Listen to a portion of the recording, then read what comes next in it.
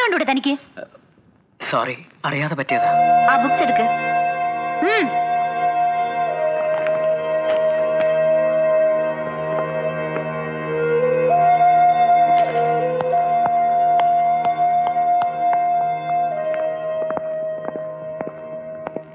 എന്താ ഇവിടെ?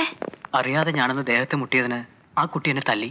Police commissioner മോളാ, അതിന്റെ അഹങ്കാരമാ. ഒരു സീനിയർ വിദ്യാർത്ഥി ഒരു ജൂനിയർ തല്ലി. അതും ഒരു പെണ്ണ്. ഒരെണ്ണം തിരിച്ചങ്ങോട്ട് കൊടുക്കായിരുന്നില്ലേ? ഉണ്ണി ഒരു പാവമായത് അവളുടെ ഭാഗ്യം. ഉണ്ണി ഇങ്ങനെ ഒരു മണ്ണുണ്ണി ആയിപ്പോയല്ലോ എന്റെ ഉണ്ണി. കുറച്ചൊക്കെ ധൈര്യം വേണ്ടേ? ലോ കോളേജ് സ്റ്റുഡന്റ് ആണെന്ന് പറഞ്ഞ് നടക്കുന്നു. കഷ്ടം. അവളെ ഇങ്ങനെ വെറുതെ വിട്ടാ പറ്റില്ലല്ലോ. ഉണ്ണി വിഷമിക്കണ്ട, അവളെ ഞങ്ങൾ ഒതുക്കി തരാം. പക്ഷെ ചെലവ് ചെയ്യണം, സമ്മതിച്ചോ? ഓക്കെ. ശരി, എങ്കിൽ പ്രിയ കൂട്ടുകാരെ, ഉടനടി ആ അഹങ്കാരിയെ നമ്മുടെ കോടതിയിൽ ഹാജരാക്കൂ. ഓക്കെ?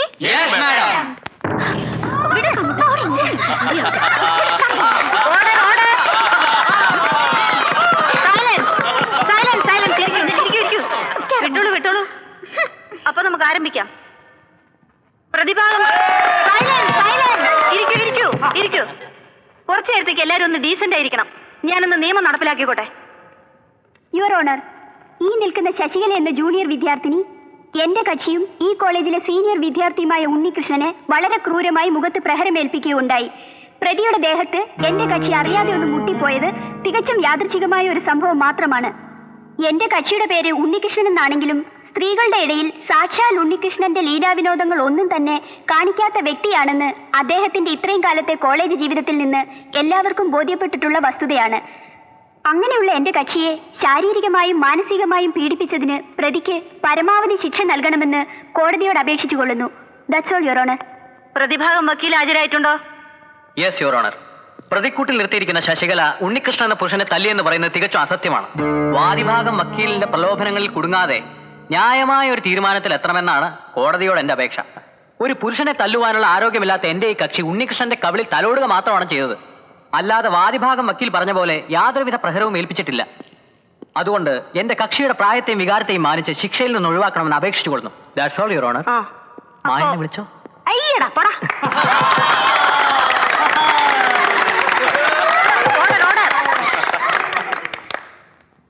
ഈ സംഭവത്തിന് ദൃക്സാക്ഷികൾ ആരെങ്കിലും ഉണ്ടോ? ഉണ്ട്. വരൂ. താങ്കളാണോ സാക്ഷി? അതെ. താങ്കളുടെ പേരെന്താണ്? ഓമനക്കുട്ടൻ. ഓ, വെരി ഗുഡ്. ഓമനക്കുട്ടൻ, ഈ സംഭവം നടക്കുമ്പോ എവിടെയായിരുന്നു? ഞാൻ ക്ലാസ്സിൽ വെരി ഗുഡ്. ഇത്ര സാക്ഷികളാണ് ഈ കേസിന് ആവശ്യം. എന്താണ് സംഭവിച്ചത്? വിശദീകരിച്ച് പറയൂ. ഞാൻ ഉറങ്ങി എണീറ്റപ്പോഴേ ആ പ്രതി വാദിയെ സ്റ്റോപ്പ്. എല്ലാവരോടും വിശദീകരിച്ച് പറയൂ. അതായത് വാദിയല്ല സാക്ഷിയെ രണ്ടുപേരും കൂടി വാദി പ്രതിയെ സാക്ഷിയെ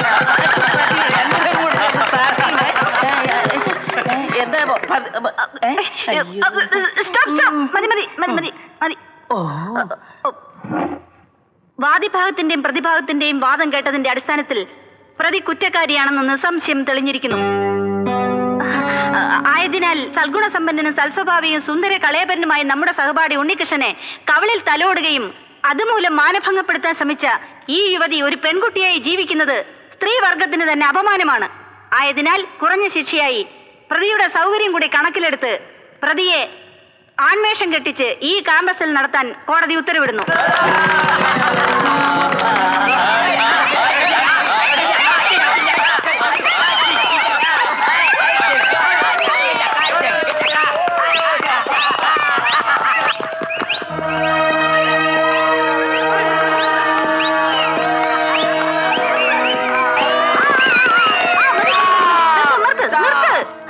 മതി.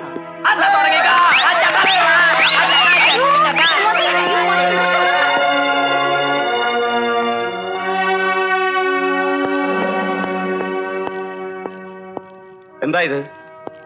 വന്ന് കയറി ഇവിടെ തുടങ്ങിയോ? അച്ഛനുമായിട്ടുള്ള പരിചയമൊന്നും ഞാൻ നോക്കില്ല. കോളേജിൽ പറഞ്ഞു വിടും. വേണ്ട, ഒന്നും പറയണ്ട.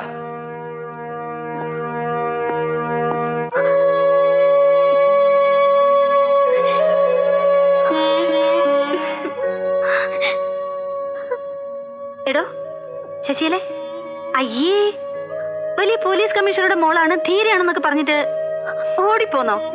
ഇതൊക്കെ ഒരു ത്രില്ലായിട്ട് എടുക്കണ്ടേടോ. എടി പെണ്ണെ, നീ ഇങ്ങനെ സങ്കടപ്പെട്ടാലോ? അയ്യേ. എടോ ശശിയല്ലേ, പോട്ടെ മോളെ, ഒന്ന് പോകുന്നുണ്ടോ?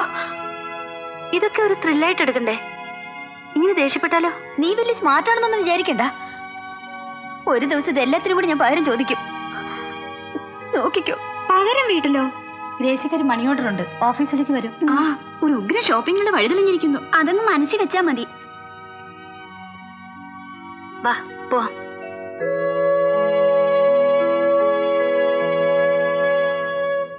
ഓ, 14-ാം തീയതി വൈകുന്നേരമാണ് ഫംഗ്ഷൻ അല്ലേ? ഞാൻ വരാൻ ശ്രമിക്കാം. ശ്രമിച്ചാ പോരാ, സാറ് തീർച്ചയായും വരണം. ഡാഡി പ്രത്യേകം പറഞ്ഞിരുന്നു. ആ, അങ്ങനെ ആവട്ടെ. Thank you sir. ഏയ്, എന്നെ കുറിച്ച് പരാതി പറയാൻ പോയതാണോ? ഏയ്, ഞാനതൊക്കെ അപ്പോഴേ മറന്നു.